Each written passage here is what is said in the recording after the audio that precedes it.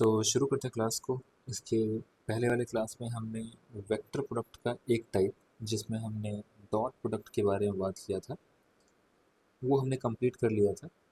अभी हमारा अगला टॉपिक है वेक्टर प्रोडक्ट। टॉपिक है वेक्टर प्रोडक्ट। इसके पहले हमने स्केलर प्रोडक्ट पढ़ लिया है, आज हम पढ़ेंगे वेक्टर प्रोडक्ट। इसी को हम लोग क्रॉस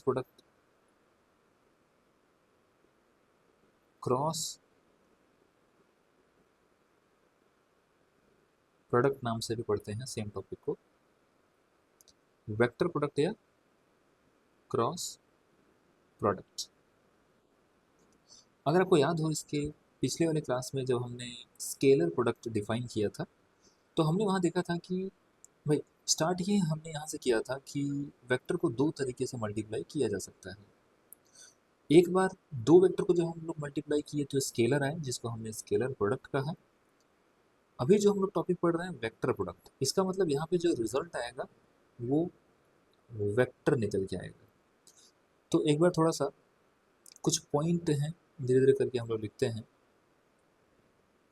तो हम कह सकते हैं कि result of cross product, result of cross product जिसको हम वेक्टर प्रोडक्ट भी कहते हैं,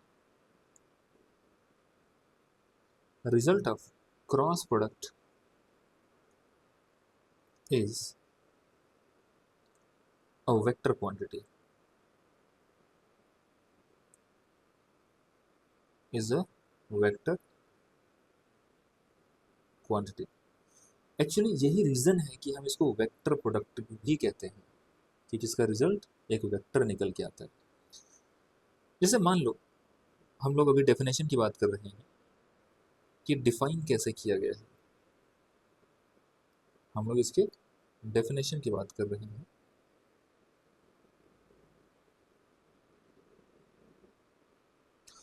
सपोज करो दो वेक्टर गिवन है, मैं ऐसा मान लेता हूं कि ये रहा वेक्टर, ये एक वेक्टर है, वेक्टर ए, ये दूसरा vector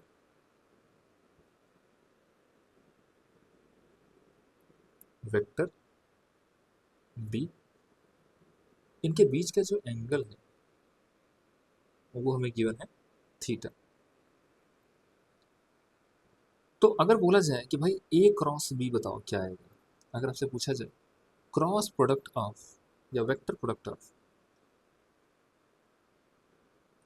vector product of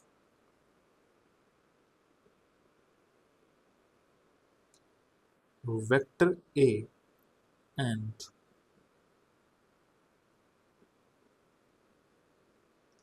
vector B is given by, सबसे पहले इसको लिखते कैसे देखो, वेक्टर ए नीचे लिखते हैं, vector A cross vector B. यहाँ बीच में क्रॉस लगाना इंपॉर्टेंट है, यहाँ कुछ और नहीं यूज कर सकते, डॉट वगैरह नहीं लगाना है, इसको क्रॉस से ही लिखना है, यहाँ पे क्रॉस से ही लिखना है, ठीक है। उसके बाद देखो, उसके बाद क्या ध्यान देना है कि ये जो डेफिनेशन है ये निकल के आता है mod of A mod of B into sine theta. इसको एक बार तरीके से अगर लिखना चाहें, mod A mod B sine theta into N cap. एक चीज एक्स्ट्रा आया है यहाँ पे, एन कैप, इसके बारे में हम बात करेंगे। भाई किसी भी वेक्टर को रिप्रेजेंट करने का क्या तरीका होता है, उसके पास एक मैग्नीट्यूड होता है और दूसरा डायरेक्शन होता है। तो हमने बोला कि जो क्रॉस प्रोडक्ट है इसका रिजल्ट एक वेक्टर क्वांटिटी निकल के आती है। अगर रिजल्ट एक वेक्टर क्वांटिटी है तो उसके पास स्केलर भी होगा, मतलब उसका एक मैग्नीट्यूड भी होगा और उसकी कुछ न कुछ डायरेक्शन भी होगी। तो एक बार हम लोग यहाँ पे ये लिख लेते हैं, इसको पहले हाईलाइट कर लो कि A cross B by definition क्या बना, mod A mod B sine of theta. इसी को हम लोग चाहें, इसी को हम लोग चाहें तो ऐसे भी लिख सकते थे कि A cross B is equal to simply A B sine theta into N cap. ध्यान रहे ये जो एन कैप है ये डायरेक्शन को रिप्रेजेंट कर रहा है, ठीक है। तो यहाँ पे जो ए हमने यूज किया, ए था क्या, magnitude of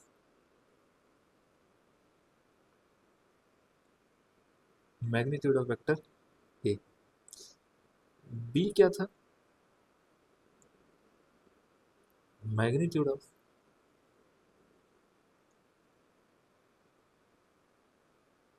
vector B.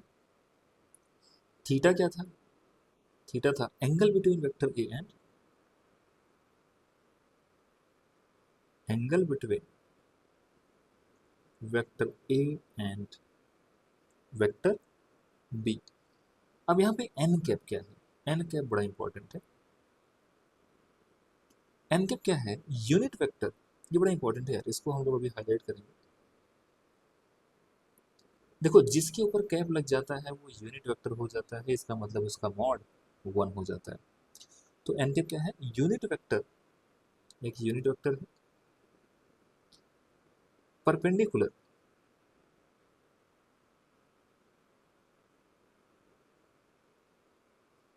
Unit vector perpendicular, इसको सही से लिखते हैं,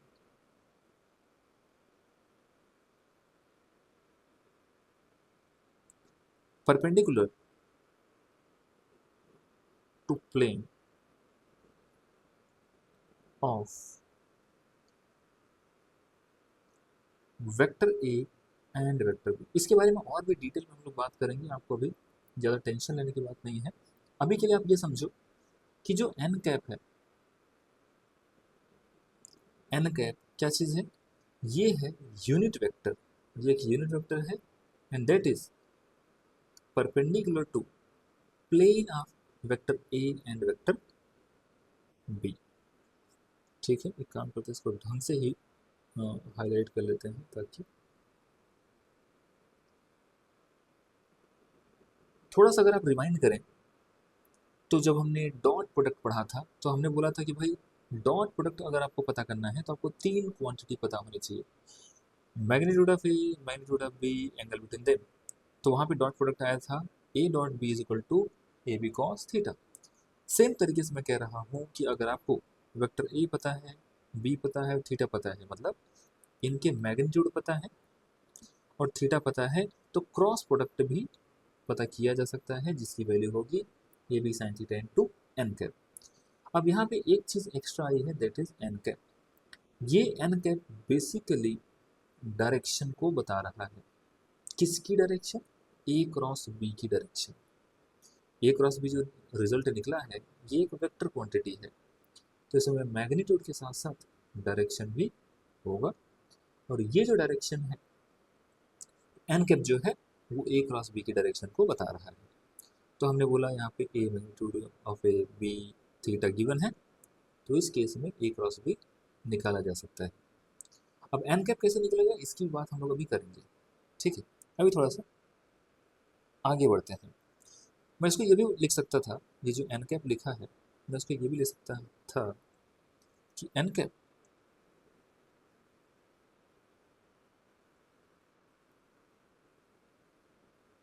represent the direction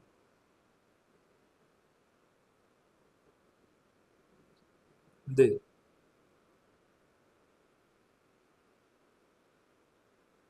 direction of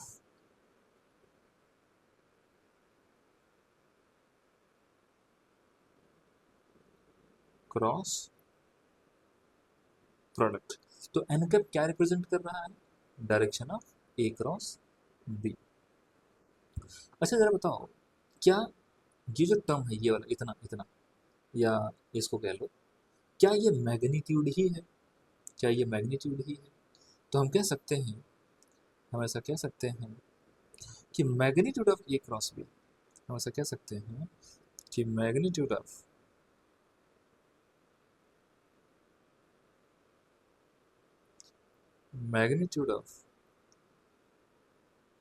A cross B अगर पूछा जाए तो हम इसको रिप्रेजेंट कैसे करेंगे? पहली बात तो ए क्रॉस बी का मॉड, मॉड का मतलब मैग्नीट्यूड, तो magnitude of A cross B, क्या mod A mod B sine theta ही था? अब मैं बार बार मॉड नहीं लगा रहा हूं, आप इस बात को समझो कि ए बी साइन थीटा ही हमारा मैग्नीट्यूड हुआ करता था। ए बी साइन थीटा क्या हुआ करता था? मैग्नीट्यूड। और डायरेक्शन क्या हुआ करता था? N cap. ठीक है, अब ये जो एन कैप आया है, ये जो एन कैप आया है, हमने बोल तो दिया कि ये डायरेक्शन है, बट आएगा कैसे? तो देखो, देखो कि direction of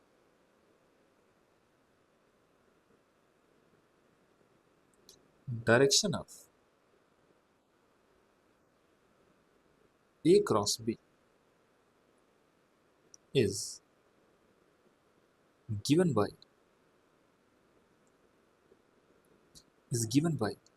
right hand thumb rule.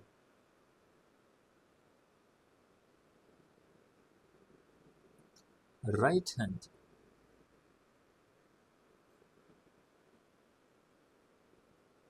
thumb rule। अब ये राइट हैंड थंब रूल क्या चीज़ है, इसको अभी हम पढ़ेंगे।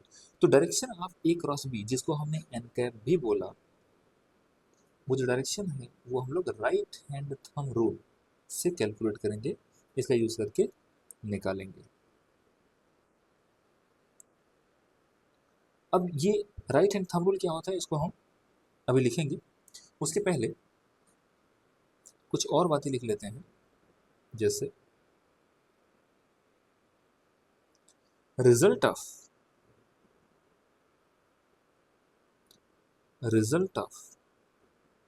Cross product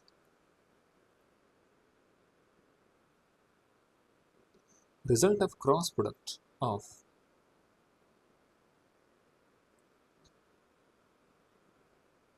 two vectors, result of cross product of two vectors is a vector quantity, and its direction is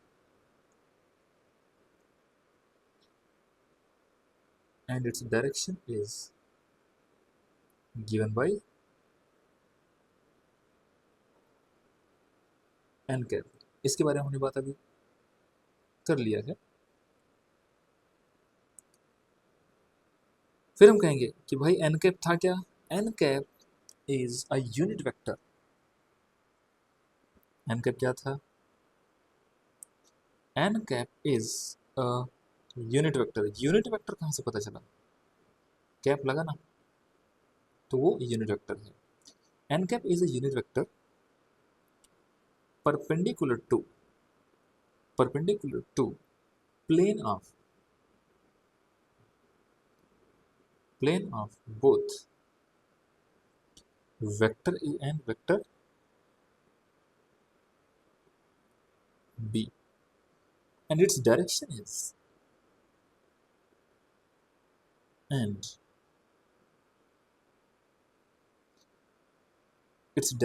is given by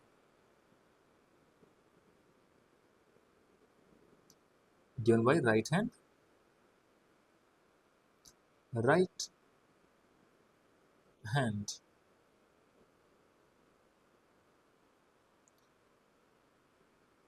thumb rule.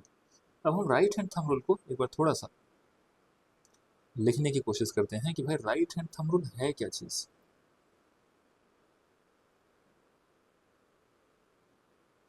देखो मैग्नीट्यूड निकालने में कोई समस्या नहीं है। आपको अगर सर मैग्नीट्यूड निकालना है क्रॉस बी का, बहुत आसान काम है, ए बी साइन थीटा कर देंगे। हमारा भी टास्क है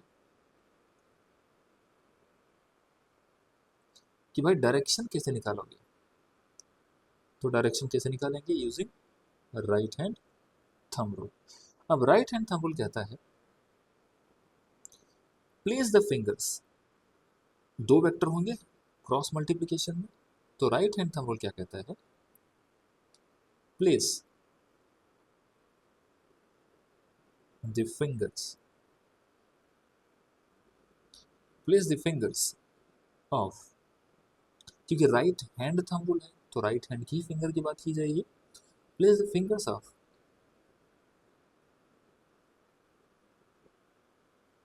right hand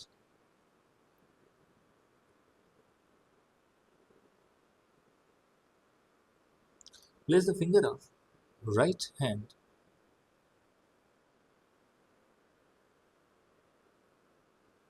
along first vector। अभी एक एग्जांपल करेंगे तो ये बात समझ में आ जाएगी। along first vector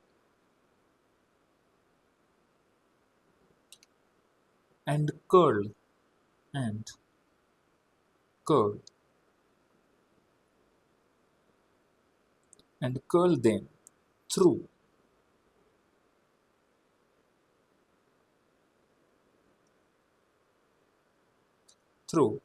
smaller angle, through smaller angle towards the towards the towards the another vector,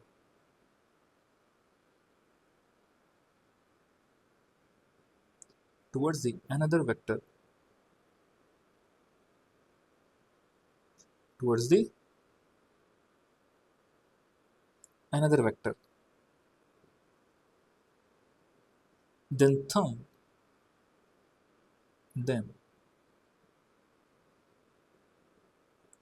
then thumb represents represents then thumb represents direction of NK. जरा इसको अपन एक बार करके देखते हैं। देखो एक बार हम लोग कार्टेशियन कोऑर्डिनेट सिस्टम बना देते हैं पहले थोड़ा सा, ताकि आपको इस बात को समझाने में मुझे आसानी हो।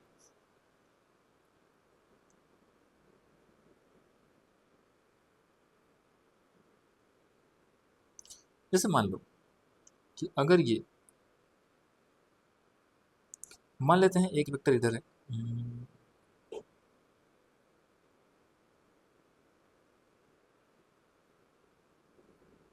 इसको ऐसा लिया जा सकता है,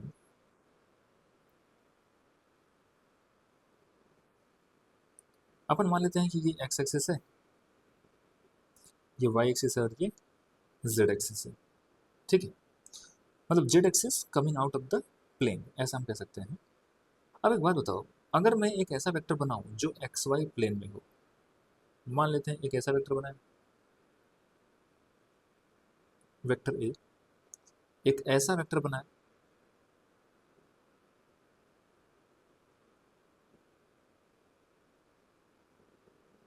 वो वेक्टर बी। ठीक है, दो वेक्टर हमने बनाए इसी प्लेन में, एक्स वाई प्लेन में। शायद ये कंफ्यूजिंग हो रहा होगा। ये वाला एग्जांपल ले लेते हैं, मान लो अभी के लिए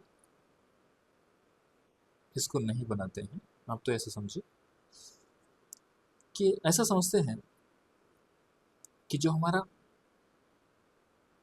कॉपी का प्लेन है उसी प्लेन में एक वेक्टर मैंने बनाया, वेक्टर ए। ठीक है, सेम ही प्लेन में दूसरा वेक्टर बनाया, वेक्टर बी। अब ध्यान से समझो,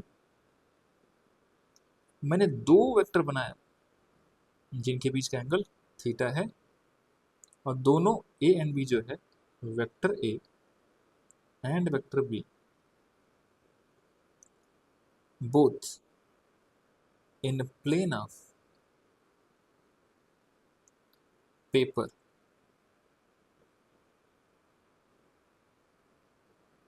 हमने कैसा दो वेक्टर लिया। अब अगर हमसे पूछा जाए कि ए क्रॉस बी बताओ, अगर हमसे पूछा जाए तो आप कहोगे सर ए क्रॉस बी अगर बताना है, हमसे पूछा गया ए क्रॉस बी कितना होगा, तो आप कहोगे सर मैग्नीट्यूड तो हमें पता है, ये हो जाएगा ए बी साइन थीटा, ये हो गया magnitude into N cap. N cap क्या बताएगा, direction of A cross B. और हमें पता है कि जो डायरेक्शन है, ये direction right hand thumb rule से दिया जाएगा। राइट हैंड थंब रूल का जो डेफिनेशन है पहले ये समझो। Place the finger of right hand along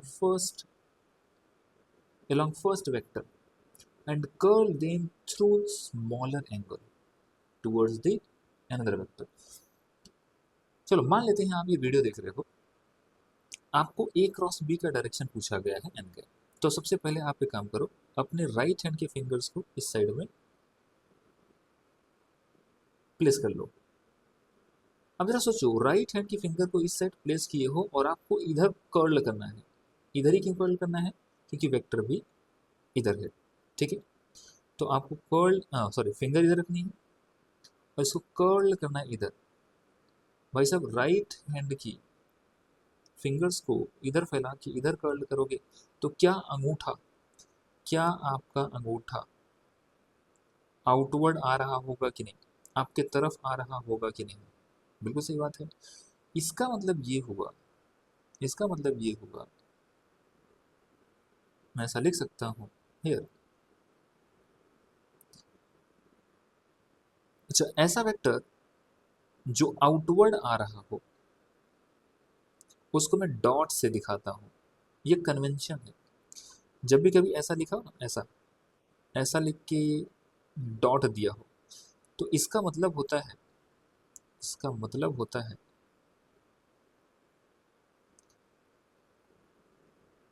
direction of a vector. इसको थोड़ा अलग जगह पे दिखा लेते हैं।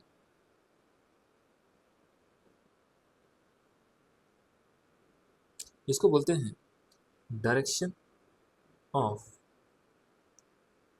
A vector, direction of the vector is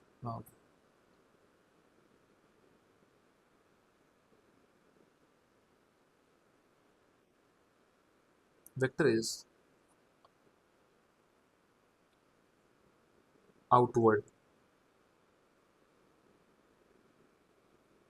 है ना। और एक और नोटेशन है, एक और नोटेशन है, जब भी आपको कभी ऐसा डॉट जैसा दिखे तो आप समझ जाना, आप समझ जाना कि direction of vector is outward from plane, outward from plane.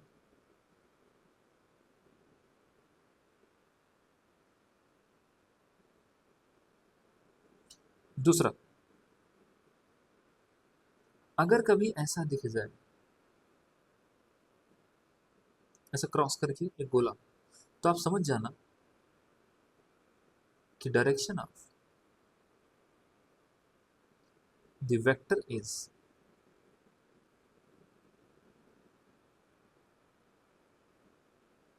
Inward,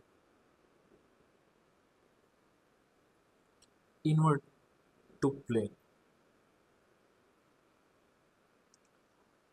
तो जरा बताओ, अगर मैंने आपसे पूछा होता कि ए क्रॉस बी की डायरेक्शन किधर होगी, तो आप कहते सर ए इधर फैला है, मुझसे ए क्रॉस बी का डायरेक्शन पूछा गया, ए इधर फैला है, कर्ल किया इधर, तो क्या अंगूठा बाहर की तरफ आ रहा है, और बाहर की तरफ आ रहा है तो मैं ऐसे करके गोला बना के एक डॉट बना दूंगा, ठीक है। अच्छा, सपोज करो कि सेम ही डायग्राम में, सेम डायग्राम, सेम डायग्राम, एक दूसरा सवाल पूछा गया, सेम डायग्राम में दूसरा सवाल पूछा गया, हमसे पूछा गया, इस वाले क्वेश्चन को मैं थोड़ा सेपरेट कर लूँ।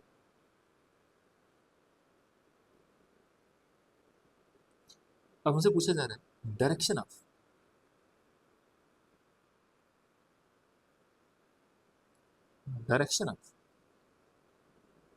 बी क्रॉस ए किधर होगा। Direction of B cross A किधर होगा। तो देखो सबसे पहली बात, बी क्रॉस ए फाइंड करने का तरीका क्या है सर। बी क्रॉस ए अगर पूछा जाएगा तो mod A mod B cos theta, sorry sine theta, mod A B A sine theta by definition. पहले का मैग्नीट्यूड दूसरे का मैग्नीट्यूड साइन थीटा, और साथ में क्या आएगा आएगा एन कैप। अब ये जो एन कैप है, ये एन कैप क्या है, direction of B cross A.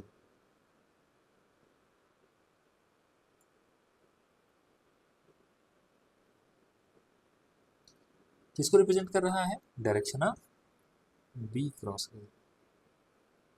अब ये कैसे निकालें, अगेन अगेन आपको क्या करना है, राइट हैंड थंब रूल। अब देखो पहला, पहले बी वेक्टर है फिर ए वेक्टर है, तो पहले वेक्टर के डायरेक्शन में, पहले वेक्टर के अलोंग आपको फिंगर्स को इस तरीके से अलाइन कर लेना है।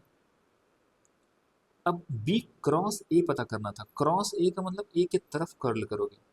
आप पुट करके रखो अपना अपना फिंगर बी के डायरेक्शन में फैलाओ, और फिंगर कुछ ऐसे हाथ वाथ घुमाओ अपना कि फिंगर आपकी इधर कर्ल कर सके।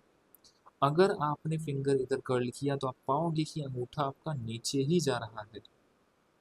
करके देखना, राइट हैंड होना चाहिए, राइट हैंड का पाम हथेली अगर बी के डायरेक्शन में फैलाओगे फिंगर्स को, और फिंगर कर्ल करने की कोशिश करोगे कंफर्टेबली, उल्टा नहीं जैसे कर्ल किया जाता है, तो आप पाओगे कि आपका जो अंगूठा है वो इनवर्ड जा रहा होगा। इसका मतलब direction of B cap is, direction of B cap is, sorry N cap is inward. इस वाले केस में इसको चाहे हम तो थोड़ा सा तरीके से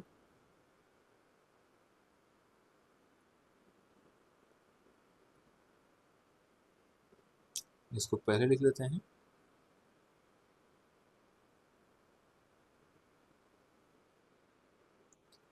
तो किसका डायरेक्शन है, ये किसका डायरेक्शन है, direction of B cross A, जो कि इनवर्ड है। इसको क्या बोलेंगे,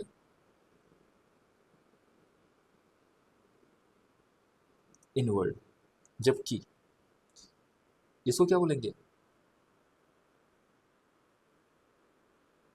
कि ये आउटवर्ड था। आउटवर्ड का मतलब डॉट, और इनवर्ड का मतलब क्रॉस। इसका कई बार यूज आता है, इसलिए हमें पता होना चाहिए। थोड़ा आगे बढ़ते हैं।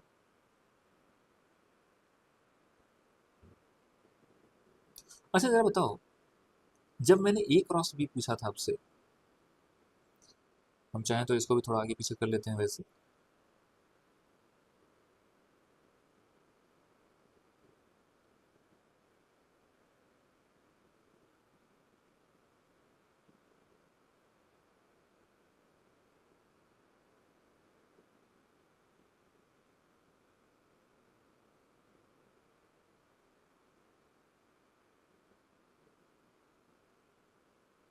अभी देखो, हाँ, जो मैं कहना चाहता हूँ कि जब मैंने आपसे ए क्रॉस बी पूछा, जब मैंने आपसे ए क्रॉस बी पूछा तब भी magnitude A B sine theta ही आया था। जब मैंने आपसे बी क्रॉस ए पूछा तब भी magnitude A B sine theta ही आया है, ए बी साइन थीटा ही आया है। इस यहाँ पे थोड़ा सा मिसप्रिंट है, इसको थोड़ा सा हम सही करते हैं। इसका मतलब, इसका मतलब ये हुआ कि आप ए क्रॉस बी पूछो या बी क्रॉस ए पूछो, आंसर आपका मैग्नीट्यूड वाइज सेम आएगा, बस डायरेक्शन बदलेगा। और आप ध्यान से अगर देखोगे तो आपको पता चलेगा कि अगर ए क्रॉस बी आउटवर्ड हुआ करता था तो बी क्रॉस ए इनवर्ड हुआ है। इसका मतलब मैं एक चीज तो फॉर श्योर कह सकता हूँ, एक पॉइंट लिख सकता हूँ कि A cross B magnitude wise तो इक्वल है लेकिन अपोजिट है। मैं कहूँगा ए क्रॉस बी जो होता है वही बी क्रॉस माइनस का बी क्रॉस ए हो जाता है। मैं ये भी लिख सकता हूँ कि magnitude of A cross B और magnitude of B cross A same ही होते हैं। तो क्या मैं कह सकता हूं कि cross product is not commutative. Cross, ये जो पॉइंट लिखा है ना, इसी को हम लोग ऐसे बोलते हैं कि क्रॉस प्रोडक्ट कम्यूटेटिव होता तो ए क्रॉस बी और बी क्रॉस ए बराबर होते। तो cross product is not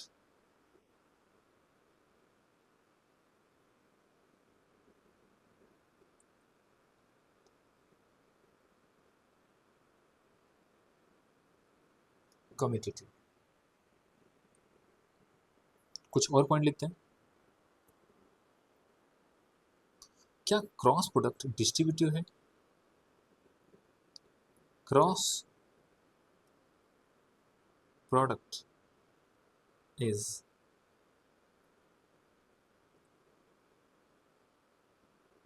distributive. ये बात का मतलब क्या हुआ देखो, हालांकि ध्यान रहे इफ हम लिख लेते हैं, इफ ऑर्डर इज स्ट्रिक्टली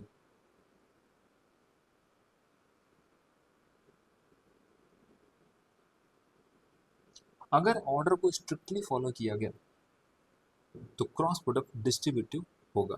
इसका मतलब क्या है देखो, अगर कहीं पर ऐसा लिखा हो कि ए क्रॉस वेक्टर ए का क्रॉस लिया वेक्टर बी प्लस सी के साथ, तो आप ये इसको ऐसे लिख सकते हो कि A cross B plus A cross सी, ऐसे लिखा जा सकता है। इसमें कोई समस्या की बात नहीं है। इसका मतलब होता है कि ए क्रॉस बी मतलब क्रॉस प्रोडक्ट जो है दैट इज डिस्ट्रीब्यूटिव। हमने ये भी देख लिया कि जो direction of A cross B है वो ए और बी दोनों के परपेंडिकुलर आता है। तो हम एक पॉइंट यहाँ पे लिखते हैं, और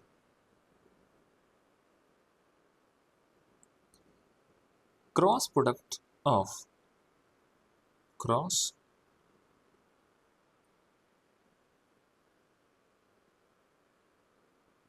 product of cross product of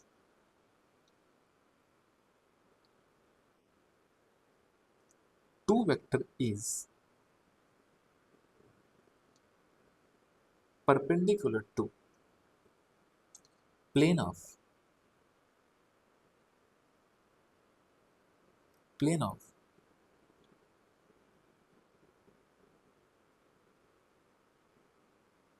plane of two vectors. जो दोनों वेक्टर हैं plane of two vectors, basically मैं vector A and vector B की बात कर रहा हूं। मतलब जो क्रॉस प्रोडक्ट निकल के आता है ना, वो ए बी दोनों के ही परपेंडिकुलर होता है। ए के भी परपेंडिकुलर होता है और बी के भी परपेंडिकुलर होता है। तो जरा एक बात बताओ, या सोच के देखो, इसको एक एग्जांपल से समझते हैं। मान लो कि एक ऐसा प्लेन मैंने बनाया, ठीक है, एक ऐसा प्लेन बनाया,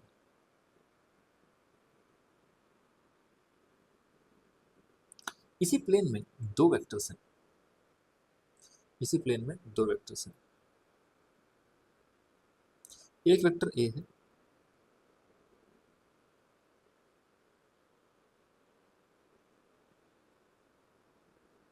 दूसरा वेक्टर ये है।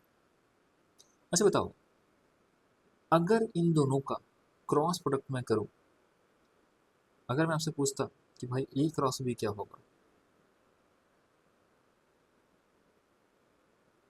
तो आप बोलोगे sir A B sine theta into N cap होगा, जहां N cap right hand thumb rule से गिवन होगा। तो हमने ये देखा कि क्रॉस प्रोडक्ट इसके भी परपेंडिकुलर होना चाहिए, इसके भी परपेंडिकुलर होना चाहिए, basically outward of the plane आएगा, ये क्रॉस बी करेंगे तो, है ना। अच्छा बताओ, अगर मैं आपसे पूछता कि ए वेक्टर प्लस बी वेक्टर कहाँ बनेगा, तो आप कहते सर दो वेक्टर का वेक्टर सम कहीं इनके इन बिटवीन ही बनना चाहिए यूजिंग पैरेललोग्राम लॉ या ट्रायंगल लॉ, मैं ऐसा कह सकता था। इसका मतलब plane of vector A vector B, ऐसा मैं लिख सकता हूँ क्या, क्या मैं ऐसा कह सकता हूँ कि प्लेन ऑफ, यहाँ पे लिखता हूँ हरे कलर से लिखते हैं, plane of vector A vector B and vector A plus B are same. आप कहोगे सर ए और बी का प्लेन तो सेम है, ए प्लस बी का कैसे सेम हुआ, अरे भाई दो वेक्टर का वेक्टर सम उसी प्लेन में जाएगा ना, उसके बाहर कैसे जा सकता है, अगर इस प्लेन के बाहर जाता तो फिर ये दोनों, मतलब आप लॉजिकली भी सोच के देखो, अगर मैं ट्रायंगल लॉ भी लगाता हूँ तो मैं कहता ए प्लस बी बराबर रिजल्टेंट, तो ये तीनों एक ही प्लेन में होंगे ना, होना ही पड़ेगा। पैरेललोग्राम भी बनाते तो भी पता चलता है कि पैरेललोग्राम तो एक प्लेन निकल के आता है, इसका मतलब ए बी और ए प्लस बी तीनों सेम ही प्लेन में होंगे। इनफैक्ट अगर मैंने ए माइनस बी भी बनाया होता, अगर मैंने वेक्टर ए माइनस ऑल्सो, अगर मैंने vector A minus vector B पूछा होता, याद करो वेक्टर सब्ट्रैक्शन, ये भी सेम प्लेन में ही होगा, ये भी सारे एक ही प्लेन में होंगे। तो बताओ, हमने ये चीज तो कंक्लूड कर लिया कि जो ए क्रॉस बी आएगा, जो ए क्रॉस बी आएगा, बेसिकली उसका जो डायरेक्शन है, दैट डायरेक्शन इज आउटवर्ड। अगर मैं आपसे एन कैप पूछूं ए क्रॉस बी के केस में, तो वो एन कैप है और ये किधर आया, आउटवर्ड, हमारे इस गिवन केस में ये आउटवर्ड आया, ये थीटा गिवन था मान लो, ठीक है। अब ऐसे में क्या मैं कह सकता हूं कि जो ए क्रॉस बी आया, जो कि आउटवर्ड है, वो ए के भी परपेंडिकुलर बना, बी के भी परपेंडिकुलर बना, ए प्लस बी के भी परपेंडिकुलर बना, ए माइनस बी के भी परपेंडिकुलर बना, भाई ये सारे एक प्लेन में। और जो एन कैप आया वो किधर है, इस प्लेन के बाहर की तरफ। इसका मतलब मैं कह सकता हूं कि, मैं क्या कह सकता हूं, देखो कि ए क्रॉस बी, मैं यहां से कंक्लूजन निकाल सकता हूं कि A cross B is perpendicular to vector A cross B is perpendicular to vector b, a cross b is perpendicular to a plus b, ऐसा भी तो लिख सकता हूं। और मैं ये भी कह सकता हूं, और मैं ये भी कह सकता हूं कि a क्रॉस b is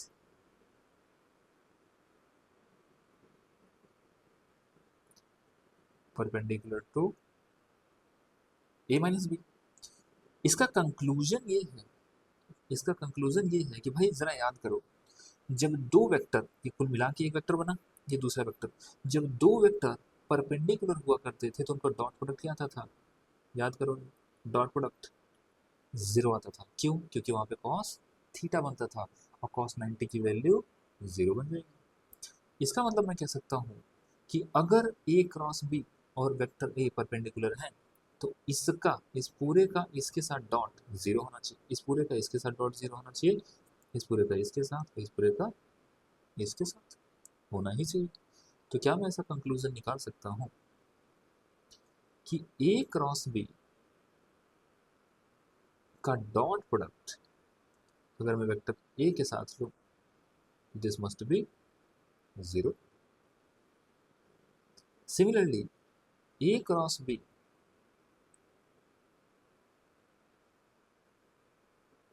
का डॉट अगर मैं बी के साथ लूँ तो ये भी 0 बनना चाहिए. सिमिलरली ए क्रॉस बी का डॉट अगर मैं ए प्लस बी के साथ लूँ तो भी 0 ही आना चाहिए. और अगर मैं ए क्रॉस बी, सॉरी यहाँ डॉट नहीं है, ए क्रॉस बी, ठीक है. अगेन ए क्रॉस बी का डॉट प्रोडक्ट अगर मैं ए माइनस बी के साथ लूँ तो ये भी 0 ही निकल के आ जाता है. ये थोड़ा कॉम्प्लिकेटेड सा हो गया होगा, इसको मैं थोड़ा सा एक काम करता हूँ, नीचे की तरफ ये थोड़ा सा गैप देके लिख लेता हूँ ताकि इतना कॉम्प्लिकेटेड ना दिखे.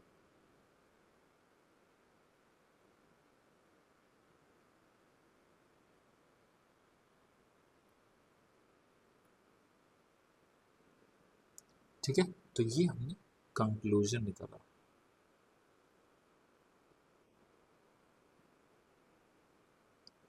हमने कंक्लूजन क्या निकाला? दिस.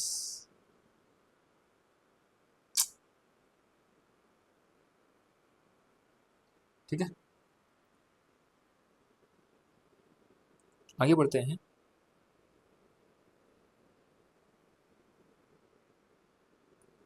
जरा बताइए, कुछ और पॉइंट्स लिखते हैं. If two vectors are collinear, अगर दो वेक्टर कोलिनियर होते हैं तो उनके बीच एंगल कितना होता है? if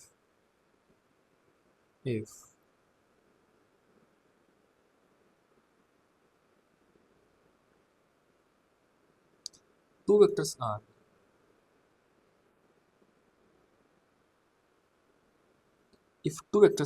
collinear, then if two vectors are collinear then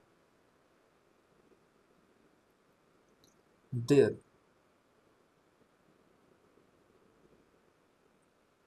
cross product is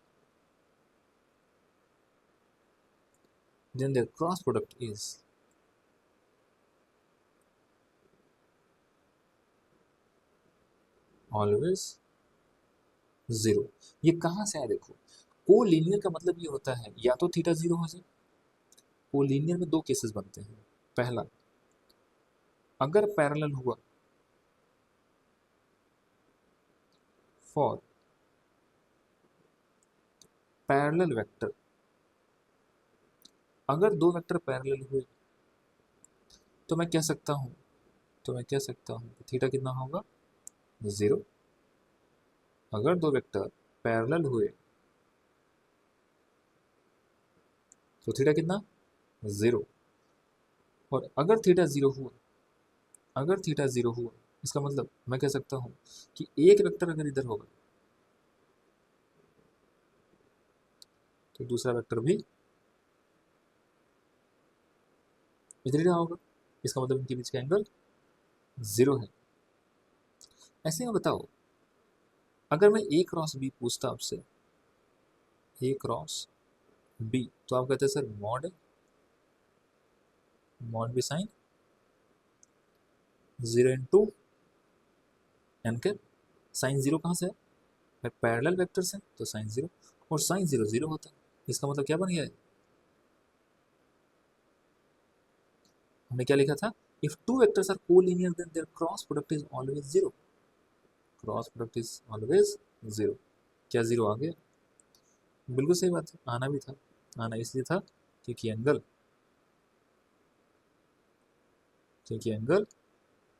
0 degree था.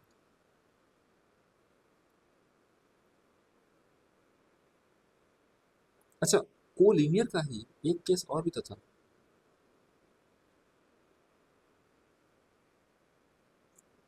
कोलिनियर में ही एक केस और बनता था.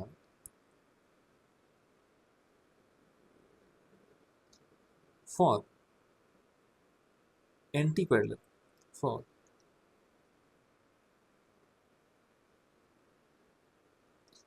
Anti parallel vectors, anti parallel,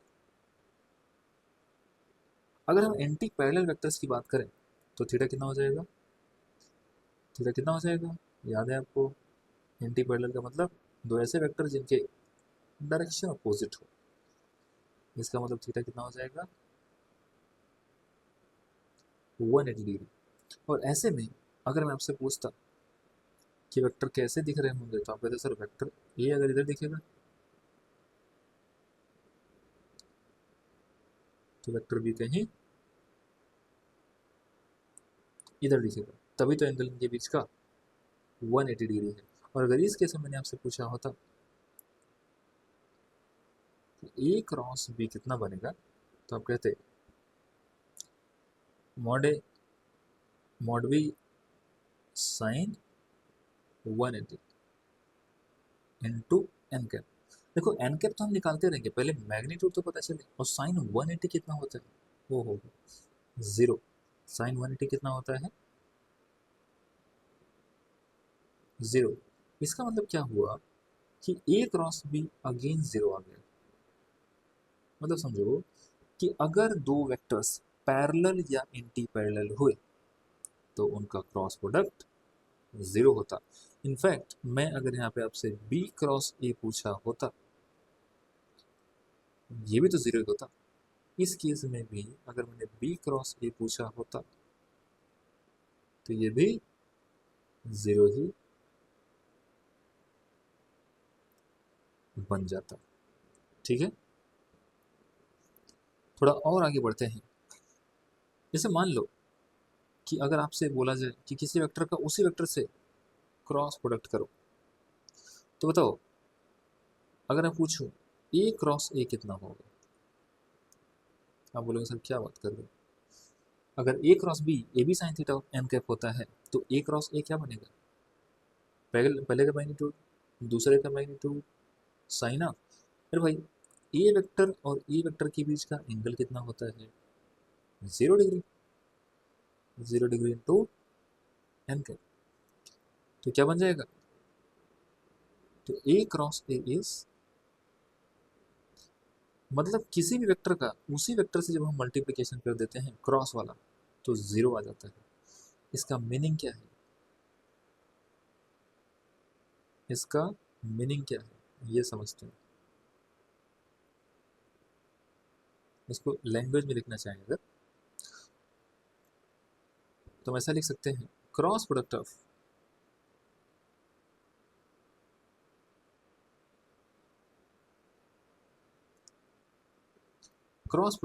vector,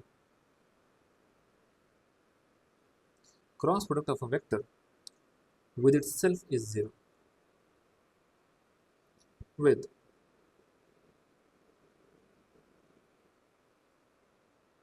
itself is, मतलब खुद से ही क्रॉस प्रोडक्ट करोगे तो आंसर जीरो आ जाएगा।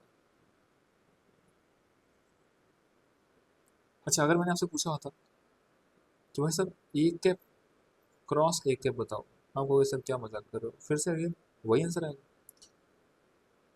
Mod A mod B sine zero N cap, तो बेसिकली जीरो ही आ जाएगा। यहीं पे लिख देते हैं ये जीरो ही आ जाएगा। तो क्रॉस प्रोडक्ट हम लिख सकते हैं कि cross product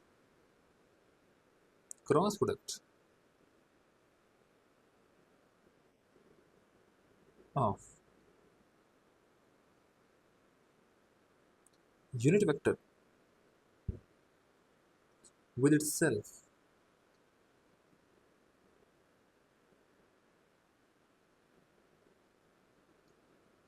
is zero. Again ये भी जीरो आ गया। इसका मतलब अगर मैं आपसे पूछता कि भाई आई कैप क्रॉस आई कैप कितना होगा, आप कहते सर इन दोनों का मैग्नीट्यूड तो 1 है और आई के बीच का एंगल कितना, जीरो। एन कैप तो हम निकालते रहेंगे, पहले आई 1 1 साइन 0 तो करें और ये क्या हो जाएगा 0। सिमिलरली अगर मैंने आपसे पूछा होता जे क्रॉस जे, ये भी 0 हो जाता। अगर मैंने पूछा होता के क्रॉस के, तो ये भी 0 हो जाएगा।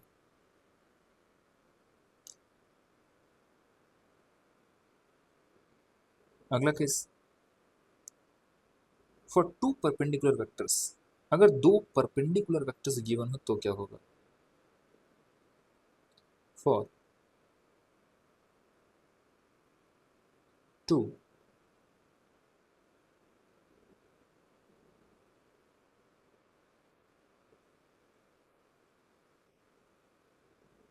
फॉर 2 परपेंडिकुलर वेक्टर्स,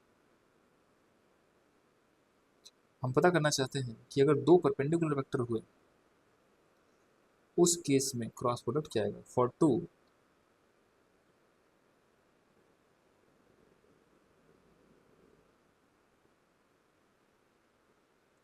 फॉर 2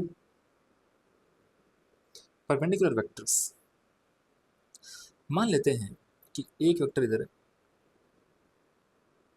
ठीक है, एक दूसरा वेक्टर वेक्टर बी है जो कि 90 डिग्री पर है, that is vector B. Vector A और वेक्टर बी के मैग्नीट्यूड मान लो हमें गिवन है और पूछा गया ए क्रॉस बी बताओ। ए क्रॉस बी, डायरेक्शन की बात अभी हम लोग नहीं कर रहे, अभी हम लोग सिर्फ मैग्नीट्यूड की बात कर रहे हैं। तो हम कहेंगे magnitude of B into sine theta, और थीटा कितना है 90। तो क्या ये सिंपली ए इंटू बी के बराबर ही हो जाएगा, तो बाकी तो साइन 91 है।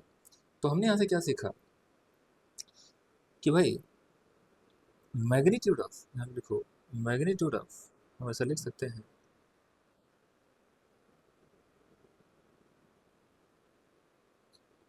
Magnitude of cross product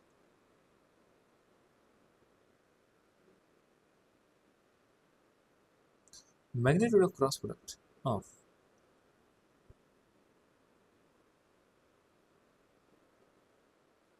two vectors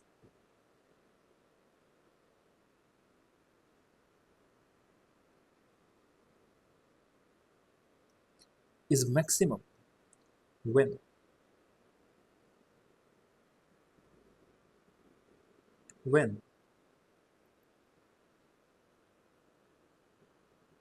two vectors are when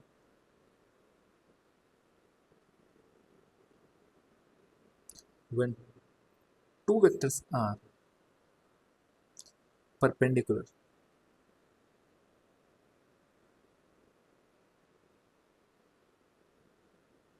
तो हमें पता क्या चला कि दो वेक्टर का क्रॉस प्रोडक्ट मैक्सिमम तब होता है जब वो एक दूसरे के परपेंडिकुलर हो। एंड थोड़ा आगे और लिख लो, and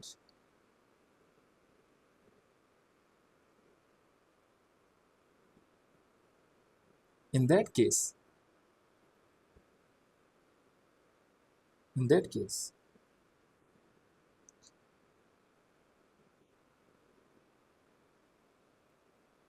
magnitude is equal to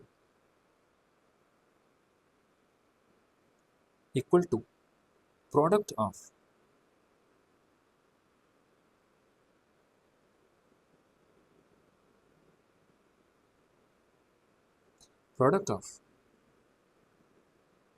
magnitude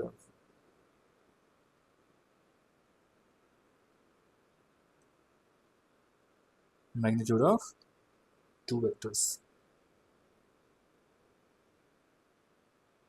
ये तो यहाँ पे आया है, देखो ना, जब आपने ए क्रॉस बी का मैग्नीट्यूड निकाला और एंगल उनके बीच का 90 था, उस केस में जो अपना प्रोडक्ट है दैट इज ए बी। इसी को हमने लैंग्वेज में लिखा है कि magnitude of cross product of two vectors is maximum when two vectors are perpendicular and in that case magnitude is equal to उनके अपने मैग्नीट्यूड के मल्टीप्लिकेशन के। अगर आप थोड़ा सा रिमाइंड कर पा रहे हो तो डॉट प्रोडक्ट मैक्सिमम तब होता था जब थीटा 0 डिग्री हुआ करता था। ठीक है, थोड़ा आगे बढ़ते हैं। फॉर ऑर्थोगोनल यूनिट वेक्टर थोड़ी बात कर लेते हैं कि जो स्टैंडर्ड हमारे ऑर्थोगोनल यूनिट वेक्टर्स हैं उनके लिए थोड़ी बात करते हैं। फॉर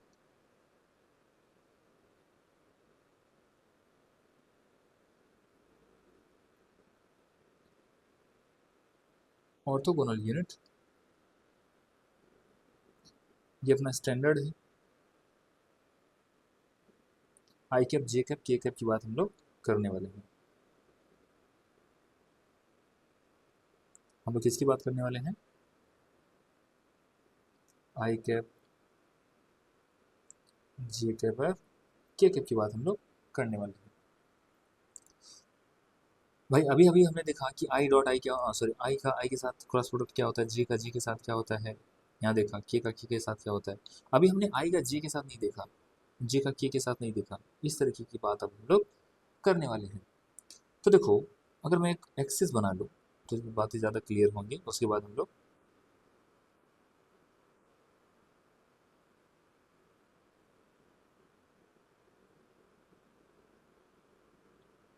मान लो ये एक्स है, ये वाई है और ये जेड है।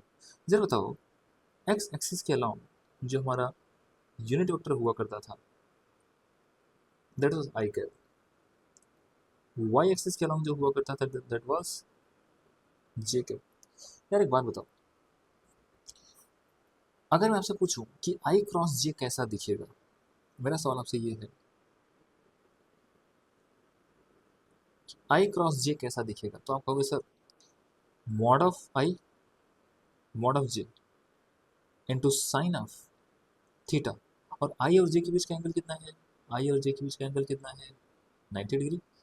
तो 90 डिग्री रख देते हैं, sine theta into N cap. तो ये तो 1 1 1 आ गया, ये तो पूरा 1 आ गया और आया एन कैप, है ना। तो डायरेक्शन आई क्रॉस जे का जो डायरेक्शन है वो basically right hand thumb rule से हम लोग देंगे और हम बोलेंगे कि भाई अपनी फिंगर को पहले वेक्टर के डायरेक्शन में फैला लो और उस वेक्टर की तरफ कर्ल करो फिंगर को जिस वेक्टर के साथ क्रॉस प्रोडक्ट चाहिए। तो आपको जे के साथ चाहिए था, आपने कहा सर आई की डायरेक्शन में फिंगर को फैलाया और कर्ल करना है जे की तरफ से। तो क्या आपका अंगूठा इधर ही आएगा? बिल्कुल आएगा। इसका मतलब ये हुआ, इसका मतलब ये हुआ कि अगर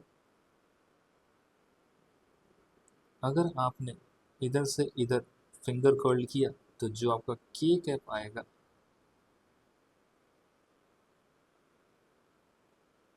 तो हमारे केस में ये जो आंसर आया एन कैप की वैल्यू, एन कैप बेसिकली के कैप ही है। तो हमने ये डिसाइड किया, इसका मतलब हमने ये मतलब कंक्लूड किया कि आई क्रॉस जे बराबर होता है के, है ना। सिमिलरली अगर मैंने आपसे पूछा होता यहीं पर, अगर मैंने आपसे पूछा होता जे क्रॉस आई क्या होगा, अगर मैंने आपसे पूछा होता कि भाई जे क्रॉस आई कितना होगा, तो एक बात तो हम जानते हैं कि आई क्रॉस जे बराबर होता है माइनस का जे क्रॉस आई। एक तो ये तरीका है। दूसरा तरीका क्या है कि मुझे जे क्रॉस आई चाहिए, तो पहले जे के डायरेक्शन में फिंगर को फैला लो और आई के डायरेक्शन में कर्ल करो, फिंगर को फैला दिया वाई के डायरेक्शन में और मोड़ना है एक्स के डायरेक्शन में। अब आप नोटिस करोगे कि जो आपका अंगूठा है वो अंदर की तरफ, इस प्लेन के, इस स्क्रीन के अंदर की तरफ जा रहा होगा। आप तो बस एक काम करो, अपने राइट हैंड का पाम इधर फैलाओ और कर्ल करो इस डायरेक्शन में, क्योंकि मुझे जे क्रॉस आई चाहिए। ठीक है, अगर ऐसा करोगे तो अब आपका इनवर्ड आएगा। इसका मतलब मैं तो सिंपली लिख देता हूँ कि ये जो जे क्रॉस आई बनेगा वो बेसिकली माइनस के बन जाएगा। इसी तरीके से हम वेरीफाई कर सकते हैं, लेकिन हमारे पास एक सिंपल तरीका है, एक सिंपल सोल्यूशन है। हम तो उस सोल्यूशन को फॉलो करेंगे। हम बार बार ऐसा कार्टेशियन कोऑर्डिनेट सिस्टम नहीं बनाएंगे। तो हमें क्या करना है, देखो आप तो ऑर्डर में आई कैप जे कैप के कैप लिख लो। मान लो ये आई कैप था, ये जे कैप था, ये के कैप था, ये कैसे बना लिया,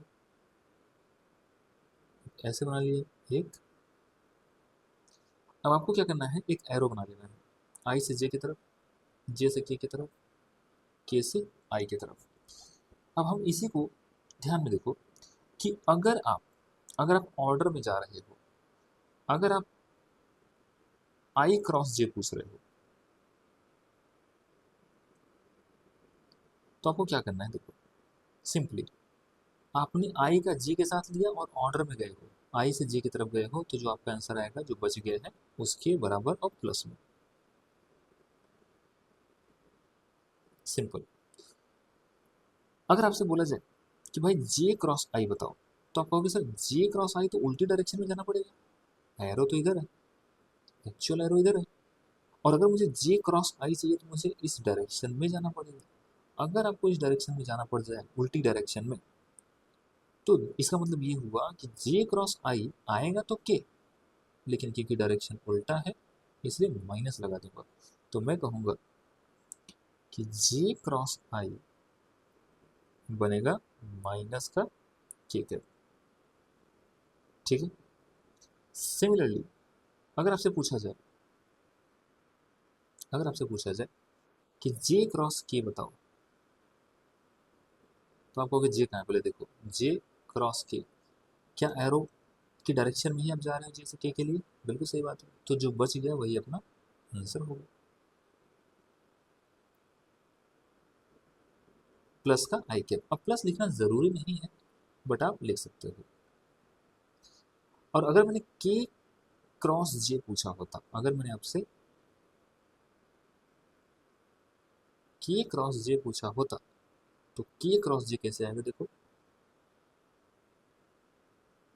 के क्रॉस जे का मतलब इस डायरेक्शन में, देखो जे क्रॉस के ऐसा, तो के क्रॉस जे का मतलब ऐसा, एरो के ऑपोजिट में जा रहे हो, इसका मतलब आंसर तो आएगा इसका आई, लेकिन माइनस का,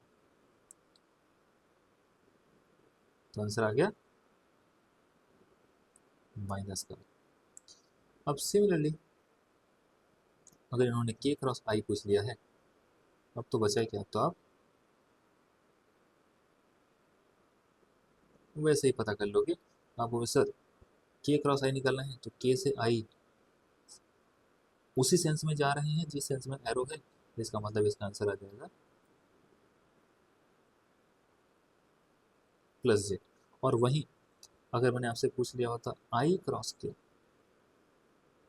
आई क्रॉस के का मतलब आई इधर है, के इधर है, तो आपको उल्टी डायरेक्शन में जानी पड़ेगी। जो एरो है, एरो की अपोजिट डायरेक्शन, अच्छा ध्यान रहे एरो हमेशा एंटी क्लॉकवाइज ही बनाओगे। ठीक है, पहले ऐसे बना लेना, उसके बाद चेक करना है कि आई क्रॉस के लिए हम उल्टी डायरेक्शन में जा रहे हैं, इसलिए ये माइनस जे कैप हो जाएगा। तो यहाँ तक रखते हैं इस क्लास में, इसके बाद हम लोग कंटिन्यू करेंगे अगली क्लास में। मैं मान के चलता हूँ कि अपना एक क्रॉस प्रोडक्ट कंप्लीट हो जाएगा। ठीक है, थोड़ा सा धैर्य बना के अगर आप लोग देखना चाहेंगे तो चीज़ें क्लियर हो जाएंगी। बाकी मिलते हैं अगली क्लास में।